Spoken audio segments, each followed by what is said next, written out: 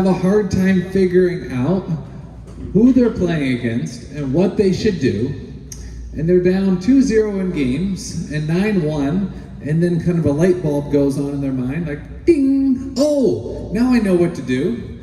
And then they make a fabulous comeback and get back to 9-9, and then the opponent gets a net and an edge and the match is over. And they're like, man, I figured it out, but it was a little too late. So the thing that I want you to tell me, what are some of the things that you can do to try to figure out who you're playing against and what you should do? So what might be some things initially that you can figure out? Chris, I know you got a good one. I knew you were going to raise your hand. Are they left-handed or right-handed? Okay, fabulous. Thank you. That was for your friend sitting next to you. All right, what else? Yes. Okay, and that's one of my big things is you are actually allowed to check their racket. Daniel, give me your racket. If they won't give you your racket, tell the tournament referee, that's me, and I'll pry it out of their fingers and I'll hand it to you and say, here you go, you can check out the racket. You're allowed to take the ball and check the bounce, and you're allowed to check the friction, okay? Don't take your oily, sweaty, nasty finger and rub it on their rubber, because their brand new sheet of whatever they're using is not gonna be good. And I tell players all the time, I have one racket here, it's long pips, it costs $60, and somebody tested my pips to see if it was long or short, and they literally scrubbed the pips right off my rubber. So that's a really good way of getting your opponent in a bad mood, is to damage his rubber right before your match. Okay, so don't do that. If you take their racket, you need to be considerate of it.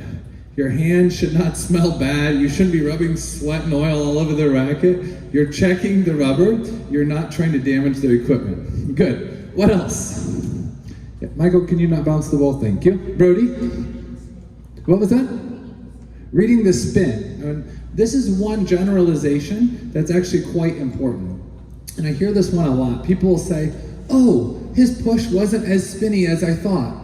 And we missed the first 20 loops off the end of the table because his push was quite light, okay? Some people vary the spin, but a lot of times people have a lot of spin, a medium amount of spin, or some players, especially at intermediate level, they have practically no spin on every ball. Good. What else? Yes, Jacob. Okay, yeah, it's kind of a generalization, but that's a good general rule of thumb. Is their backhand or forehand stronger? Adam?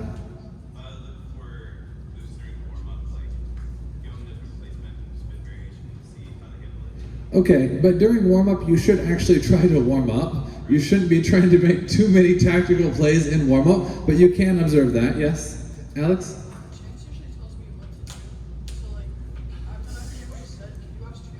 Yeah. That's good. Chance, what should Alex do? Okay, Laura?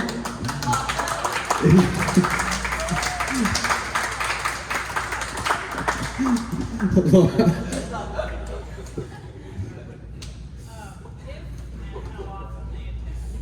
If and how often they attack. Okay, so that's one generalization that's critically important, is to realize, do they generally win most of their points from attacking? Or do they win most of their points from keeping the ball on the table and letting you make mistakes? If they're winning most of their points from strong offensive shots, what are we gonna do? We're gonna think, which are their strongest shots and how can I keep it away from them? If they're winning the bulk of their points by just knocking the ball on the table and keeping it on, we have to think, okay, we can be a little bit more relaxed. They're not gonna end me. They're waiting for my errors. So I have to play a little bit smarter, work the point longer, and really choose which one to go for. That's one of my biggest pet peeves for people playing defensive players, is they go out there and they swing big for everything. I'm like, what are you doing? They're like, I gotta go through him. I'm like, yeah, but he really doesn't do anything except block or except push. You can work the point longer, be more selective, and go for the right one. Back in the day, one of my top students, he was a chopper. He was 12 years old, really quite a high-level chopper, and his main opponent that he struggled with was an ultra-consistent looper that could loop a lot of balls on the table. As soon as he went out to play another junior, and the guy's just swinging for the fence every time, he got this big smile on his face, because he's like, oh, this is easy. All I have to be able to do is keep it away from him, give him enough variation, return one or two of those massive forehands, and I'm good to go. That consistent player that was able to work the point long and be very selective, this is what struck fear into him, because he now knew, man, I'm gonna have to actually work for this, as opposed to getting handed the match. Angie, I know you're cooking up something good from Hawaii. What is it? Aloha. If they're close to the table or short to the table, if they're very tall or not tall. Okay. Or not. Okay, good. So their height, okay, typically shorter players do better playing from the middle. Typically taller players do better from the wider angles. But their distance from the table, that's a critically important one. And then also their ability to move. Some players move better to the wide forehand, some players move better to the wide backhand, some players move better from the middle. Making all those observations are good. All right, one or two more. What do you got for me, Amelia? You don't know? Okay. Anna, you got anything? No? Okay, all right. So I want you guys to continue to think through these kind of things. That way you can be analyzing your opponent from the beginning of the match. Primary, most important, above all, is to go out there with your strengths. And you say, I never met this guy center in my life, but I'm gonna come out with my strongest serves, my strongest shots, and I'm gonna force him to adjust to me. That's the primary thing. But as the match progresses, as you start warming up, as the first point, second point, third point, first game, second game, and things are not going your way, you need to start thinking more like, how can I make adjustments in my game based on the opponent? Wow, this guy does really have a great forehand loop. Why am I keep pushing long to his forehand every single time? Maybe I should push short to the middle, or maybe I should push deep to the backhand, as opposed to feeding his strengths every time. All right, any other questions or comments? Yes. I don't know if it's been said before, but I try and find out while watching them warm up with someone else or something, watch them, which shots do they dislike? Okay, yeah, absolutely. Absolutely. And there's different ways of doing tactical analysis. Sarah and I have made a couple of videos on tactical analysis. When you're looking at an opponent and you're watching him play the round robin group match before you, taking notes on what he's doing well, what he's doing bad, what he's serving, what he's receiving. There's a lot of different ways you could do it, but just taking notes on every single ball that he missed is actually one way to do it, okay? So you lost the first game 11-8. Sarah should have notes written down on the 11 ways that you missed, right? So if you understand that, that's great. That's a great thing, okay? And that's one of the things that you need to be able to like focus on, and it also gives you confidence. A lot of times people go out there like, oh, I'm so nervous, Samson. I'm like, why are you nervous? Did you see that massive counter loop that Seth made? I'm like, yeah. But thinking about that massive counter loop that Seth made is not going to give you confidence. Look at those 11 shots that Seth missed. He is pathetically bad, and you are amazing, and you go out there and take him down. But sometimes we hold them in too high of esteem. Like, I don't think I can do it. He's fitter than I am. He hits harder than I am. Then you have no confidence going into the match. So look at all the weak points and say, man, he's got a lot of weak points. This gives you a lot of confidence. So I'm not into trash talking a lot, but sometimes a little bit of trash talk in your mind actually helps your confidence. Yes? Yes. Yeah, it does. So if you're playing somebody and it says that they have Tenergy 05, and you take the ball and you slide it across it, and the rubber is like 3 years old, it looks like it's been baking out in the sun or fried in the microwave, and it has no friction. From the very first point, even though they look like they're putting spin on it, you know it's going to probably be light or medium with absolutely no friction. It's not going to be heavy, right? But if you don't know that, potentially you could be down 4-0 in the first game before you realize, oh, this dude has absolutely no spin on his push. But if you would have checked that ahead of time, you could have already been having that thought process. All right. Samson. Yes. So like you can also see like how they serve, like and then what they react to. So if they serve popcorn, Yes. like chance, like if they serve popcorn. Yeah, like chance. If you serve popcorn, you flip, he gets value to play like counter with rally. If you serve other one, like you for short who likes to do like tricky stuff. Yes. Thoughts on this chance? Yeah, what are your thoughts on this chance?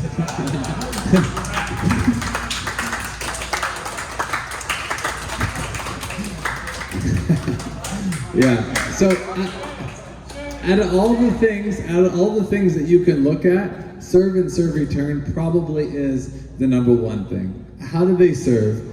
Does Laura have any tricky serves? Does Mandy have any ways that she likes returning? Serve and serve return are your two big ones. If you can get into the rally, there are some different ways to push and block and loop, but there's so many different ways to serve that if I were looking at one, that's one of the primary things that I'd be looking at, and I'm sure Chance would also be looking at that, is how they serve and how they return. Good, thank you, Andrew. All right, we've got 3 tactical drills to go. Each drill is going to be 12 minutes, and each drill is going to be 2 serves each, okay?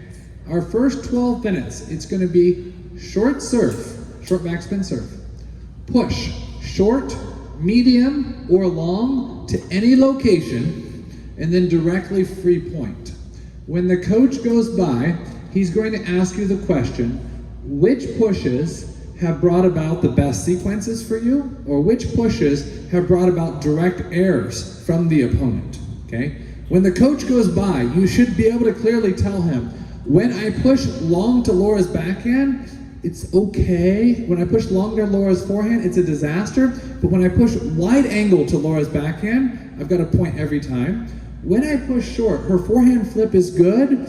Backhand flip, she's making some errors. So when I'm pushing to her, I'm pushing maybe short middle, short backhand, or like very wide angle backhand. This is the best plan against Laura, okay? So the coach, you should be able to tell the coach which one's working and which one's not, okay? That's the first 12 minutes. Second 12 minutes is short serve, flip anywhere, and then directly free point.